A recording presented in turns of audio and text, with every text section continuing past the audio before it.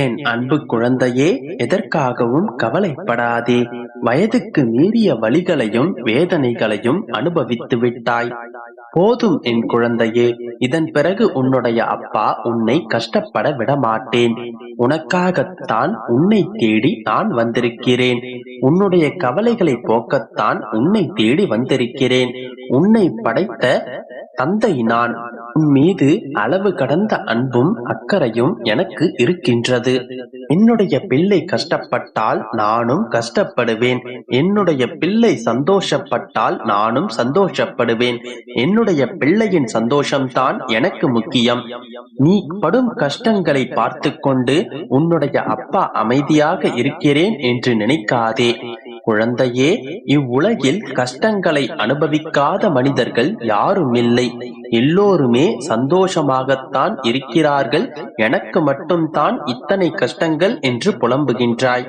என் கண்மணியே, கால்கள் நனையாமல் தண்ணீரை கூட கடக்கலாம். ஆனால் கண்கள் நனையாமல் வாழ்க்கையை கடந்து விட முடியாது. கவலை கொள்ளாதே. எல்லாம் நிச்சயம் ஒரு நாள் மாறும். என்னுடைய வார்த்தைகளை தீர்க்கமாக நம்பு. என்னுடைய வார்த்தைகள் என்றும் நிறைவேறாமல் இருந்ததில்லை. என்னுடைய வார்த்தைகளை கேட்டு அதன்படி நேர்மறையான எண்ணங்களை வளர்த்து கொண்டு நேர்மையான வாழ்க்கையை பயணிக்கும் உனக்கு உன்னுடைய ஆசீர்வாதம் எப்போதும் உண்டு. நிலையில்லாத இவ்வுலக வாழ்க்கையில் உன்னுடைய கஷ்டங்களும் துன்பங்களும் மட்டும் நிரந்தரமாக இருக்குமா சொல்? மாற்றம் ஒன்றே மாறாதது என்பதை நீ புரிந்து கொள். குழந்தையே, எதை இழந்தாலும் எது நடந்தாலும் உன்னுடைய இலக்கை மட்டும் நீ குறிக்கோளாக எடுத்துக்கொண்டு அதை நோக்கி உன்னுடைய கடமைகளை சரியாக செய்து வா. இருளோடு போராடினால் மட்டுமே புழுவானது வண்ணத்து பூச்சியாக மாற முடியும். அதுபோல கஷ்டங்களோடு போராடும் நீ நிச்சயம் ஒரு நாள் எதிர்பாராத உச்சக்கட்ட மகிழ்ச்சியை அடைவாய். யாரிடமும் எதையும் எதிர்பார்க்காதே. எதிர்பார்ப்போடு இருந்தால் ஏமாற்றப்படுவாய். உன்னுடைய வாழ்க்கையில் விரைவில் எல்லா கஷ்டங்களும் மாறி சலனமான உன்னுடைய மனதில் அமைதியை உணர்வாய். எண்ணங்கள் எப்படியோ அப்படித்தான் உன்னுடைய வாழ்க்கையும் அமையும். எண்ணங்களை அழகாக்கினால் வாழ்க்கையும் அழகாக மாறும். என்னுடைய பிள்ளை யாருக்கும் கனவில் கூட எவ்வித கெடுதல்களையும் நினைத்ததில்லை. அது உன்னுடைய அப்பாவாகிய எனக்கு நன்றாக தெரியும். கண்களுக்கு தெரியாத சிறு உயிரினத்திற்கு கூட கெடுதல் நினைக்காத என்னுடைய பிள்ளையின் வாழ்க்கை நிச்சயமாக ஒரு நாள் மாறும். விரைவில் உன்னுடைய வாழ்க்கையில் மகிழ்ச்சி என்கின்ற தீபத்தை உன்னுடைய அப்பா நான் ஏற்றுவேன். என் குழந்தையே, உன்னுடைய அப்பா உனக்கு கூறும் 7 நற்பண்புகளை கேட்டு அதன்படி நடந்து கொண்டால் உன்னுடைய வாழ்க்கையில் துன்பம் நீங்கி இன்பம் பெறுவாய். வறுமையிலும் உதவி செய்யும் மனம், தோல்வியிலும் விடாமுயற்சி, ஏழ்மையிலும் நேர்மை, செல்வத்திலும் எளிமை, கோபத்திலும் பொறுமை, துன்பத்திலும் துணிவு, பதவியிலும் பணிவு. இந்த நற்பண்புகள் உன்னிடம் இருந்தால் உன்னை வெல்ல இவ்வுலகில் யாராலும் முடியாது. குழந்தையே, யார் உன்னை குறை கூறினாலும் அவர்களுக்கு நன்றி சொல். தன்னுடைய வேலையை விட்டுவிட்டு உன் மீது கவனம் வைத்து கண்டுபிடித்த அவர்களுடைய கண்டுபிடிப்புக்கு நன்றி சொல்ல வேண்டாமா? கோபம் வந்தால் வாயை மூடிக்கொள். குழப்பம் வந்தால் கண்களை மூடிக்கொள். தோல்வி வந்தால் காதுகளை மூடிக்கொள். வெற்றி வந்தால் மனதை மூடிக்கொள். எந்த ஒரு விஷயம் செய்யும் முன்னரும் தெளிவோடு திட்டங்களை வகுத்துக்கொள். அப்போதே பாதி வெற்றியாளனாக நீ மாறிவிடுவாய். குழந்தையே, அடுத்த நொடி ஒளித்து வைத்திருக்கும் அதிசயத்தில் மரணம் கூட இருக்கலாம் என்பதால் வாழும் வரை ஆணவம், அகங்காரம், கோபம், செருக்கு, தற்பெருப்பு போன்ற குப்பைகளின்றி வாழ்ந்து பழகு. பிறர் உன்னை விமர்சிக்கிறார்கள் என்று மனம் வருந்தாதே. வாழ்க்கையில் வென்றவனுக்கும் தோற்றவனுக்கும் வரலாறு உண்டு. வேடிக்கை பார்ப்பவர்களுக்கும் விமர்சனம் செய்வோருக்கும் வாழ்க்கையில் வரலாறு என்கின்ற ஒரு வரி கூட கிடையாது. இதயம் சொல்வதை செய். வெற்றியோ தோல்வியோ அதை தாங்கும் சக்தி அந்த இதயத்திற்கு மட்டுமே உள்ளது. யாருக்கும் உன்னை பிடிக்கவில்லை என்று வருத்தப்படாதே. உன்னை யாருக்கும் பிடிக்கவில்லை என்றால் நீ இன்னும் நடிக்க கற்றுக்கொள்ளவில்லை என்று அர்த்தம். எதை இழந்தாலும் வருத்தப்படாதே. நீ எதை இழக்கின்றாயோ அது நிச்சயம் இன்னொரு வடிவில் உன்னை வந்து சேரும். உனக்கு எது தேவையோ அதை சரியான நேரத்தில் உன்னிடம் கொண்டு வந்து நான் சேர்ப்பேன். நீ கவலைப்படாமல் மகிழ்ச்சியோடு இரு என் தங்கமே. வாழ்க்கை தேடல்களுக்கான சிறந்த விடை உன்னுடைய அனுபவங்களால் உனக்கு கிடைக்கப் பெறும். அதனால் நேருக்கு நேர் எதனையும் சந்தித்து விடு. வெற்றி பெற்றால் ஜெயமாகட்டும், தோல்வியுற்றால் ஒரு சிறந்த அனுபவமாக அமையட்டும்.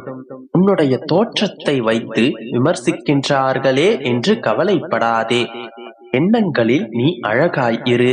தோற்றம் எப்படி இருந்தாலும் கவலை கொள்ளாதே. நீ தேர்ந்தெடுக்கும் பாதை கரடு முரடாக இருந்தாலும் கூட கடந்து விடலாம். தன்னம்பிக்கையும் உன்னுடைய அப்பாவாகிய என் மீது நம்பிக்கையும் இருந்தால் உன்னால் கடந்து விட முடியும்.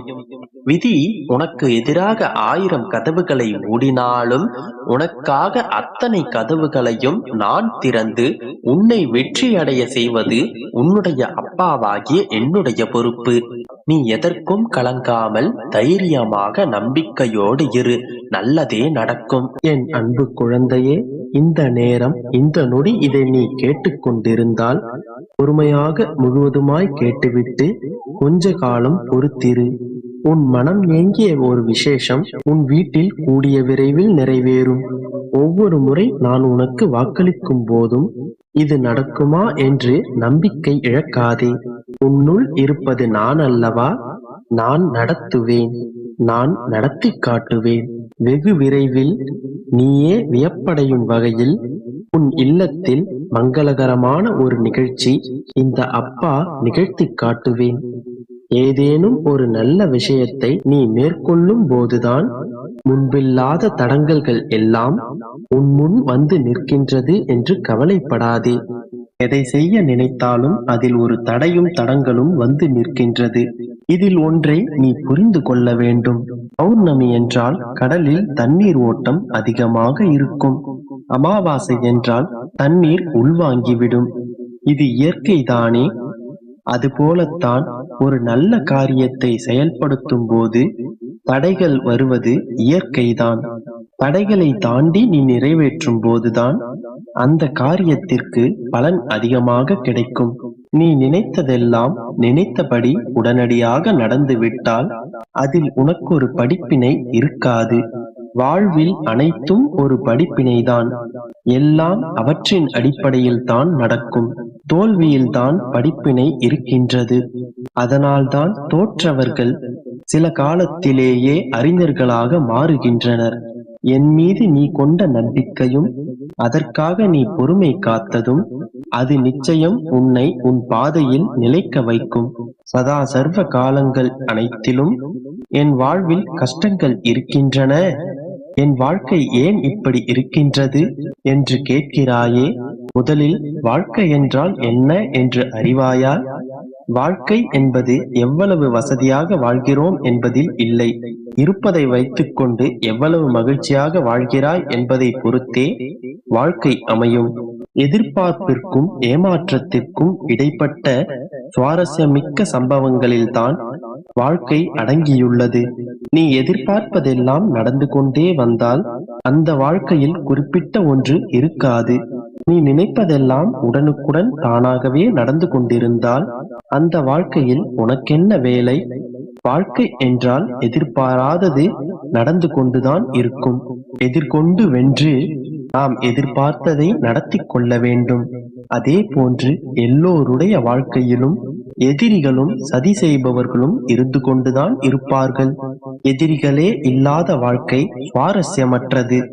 அவர்களை மிதித்து போராடி வென்றால் மட்டுமே வாழ்க்கை சுவாரஸ்யமாகும். உனக்கான நேரம் கனிந்து விட்டது. அதனால்தான் எனதிந்த வார்த்தைகள் உன் செவியை வந்தடைந்தன. உன் வீட்டில் உன் மனம் விரும்பிய ஒரு